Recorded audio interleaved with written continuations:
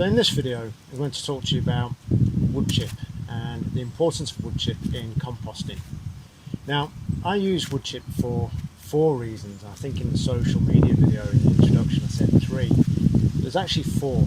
So the first one is lignin, second one is aeration, third one is carbon, and the fourth one is soil organic matter.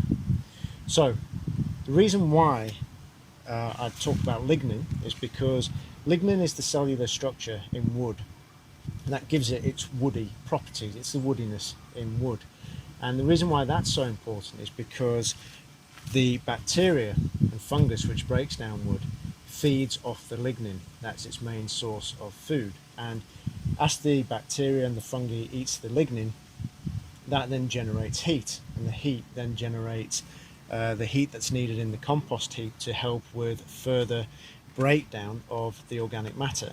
And what it's also really important for is generating enough temperature to kill any unwanted seeds, but also more importantly pathogens such as E. coli and Salmonella.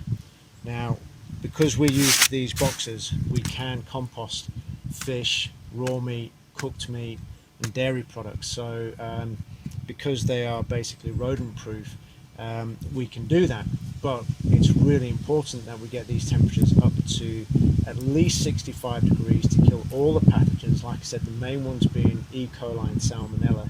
So wood chip is really crucial for us. We wouldn't be able to get those temperatures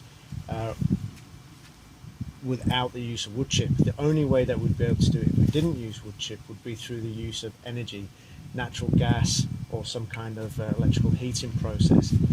Our aim is to use the minimal amount of energy that we possibly can. We want to keep our carbon footprint down, we want to keep our bills down, and we want to produce as sustainable product as we possibly can. So lignin, wood chip, really important for us.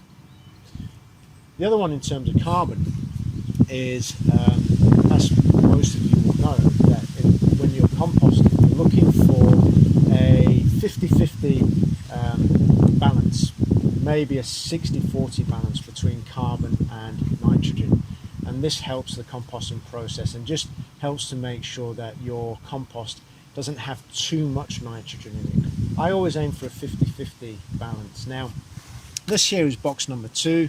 We've got box number 1 over there, which is where I put the raw food waste in, and I layer it with wood chip, very much like a lasagna. And the amount of food waste that's in there is about 500 to 550 kilograms of food, and then I only put 200 kilograms of wood chip into that first box. Now what I normally do is I normally use fresh wood chip, and by fresh I mean less than 2 months old, and I layer it with the food. And the reason why I use fresh wood chip is because the breakdown or the bacterial attack, if you like, of lignin in the wood is very quick. And I actually don't know why that is, but it helps to get the temperatures up very quickly. And each one of these boxes is 3 scaffold boards high.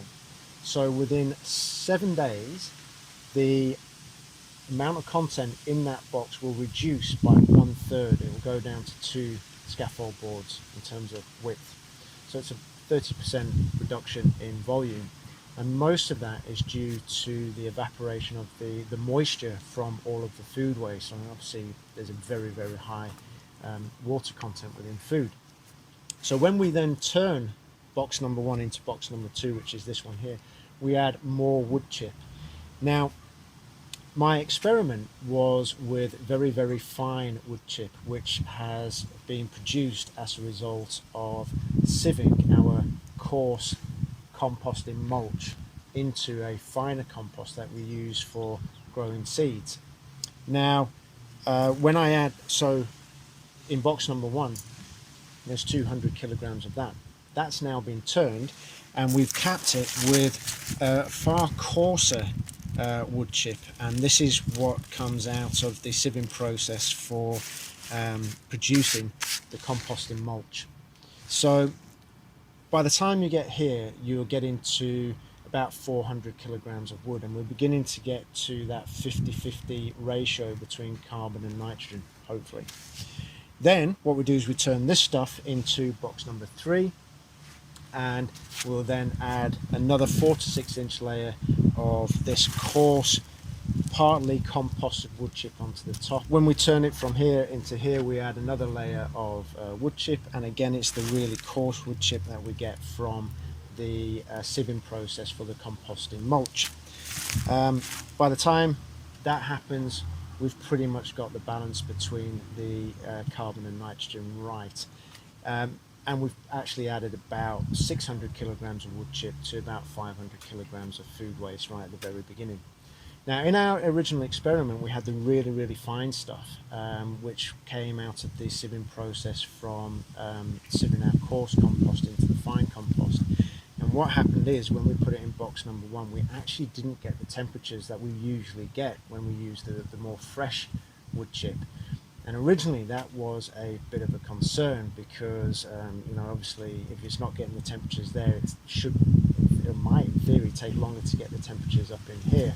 So we were quite worried. But on Friday, Hayden turned box number 1 into here, and it looks like the temperatures have shot up dramatically. So this is a composting thermometer, so the thermometer has a far longer shaft to it, which means you can get further down into the middle of the compost and get a more accurate temperature of what's happening in the middle, which is really where it's all going on.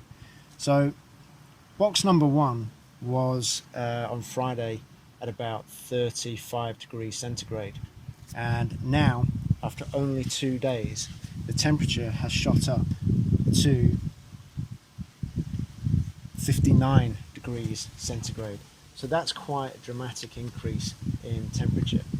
And the reason why that's important to us is because if we can use the partly decomposted wood chip instead of the fresh wood chip, what it means is the wood chip will break down every single time we turn it, and we just keep putting it into the mix and keep it going round the process.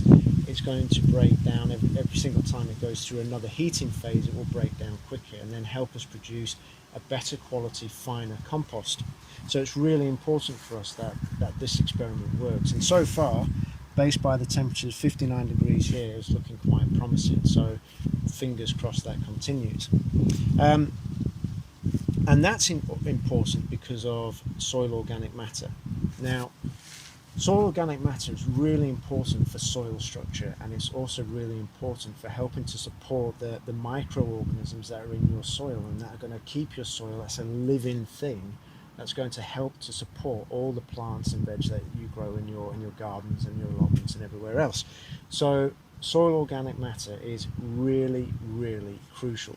So having wood chip in here as the foundation for that is great, and that's what we're really wanting to produce, is bags full of peat-free, chemical-free, 100% soil organic matter that really helps your seeds and your plants to thrive wherever you're growing them.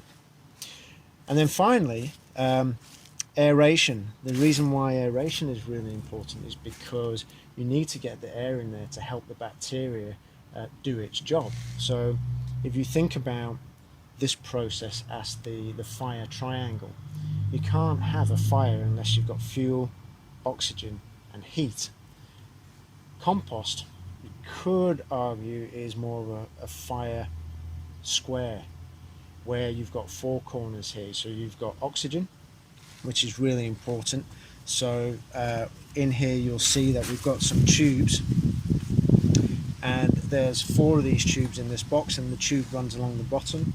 They've got holes at 10 centimeter centers running all the way through, and they are open at the bottom. So the heat from the compost creates a chimney effect. So as the heat rises, it draws in air from the tubes at the bottom, and the holes in these vertical tubes allows air to get into about 18 inches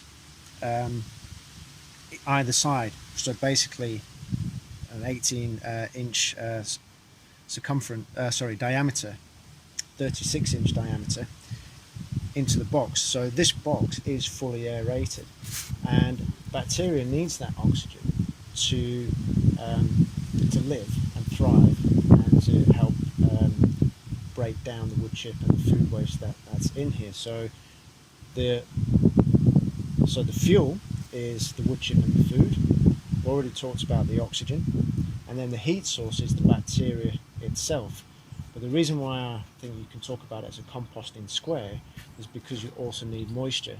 Bacteria and fungus will not thrive without moisture. They like warm, damp environments, and the more, I suppose, you can recreate the conditions of a stomach, the more breakdown you're going to get of the food waste and the wood chip. So yeah, these are just giant stomachs basically. But there you have it. That's the 4 main reasons why wood chip is really important in composting. You've got your carbon content, you've got the lignin within the wood chip as a food source, aeration, and then soil organic matter. If you want to hear more about what we're doing, and you want to hear more about our process, please click on the subscribe button below, hit the notifications button. Every time we put up a new video, you'll get a notification, and you'll be able to see where we're at on our journey to produce the best compost that we possibly can. So come and join us.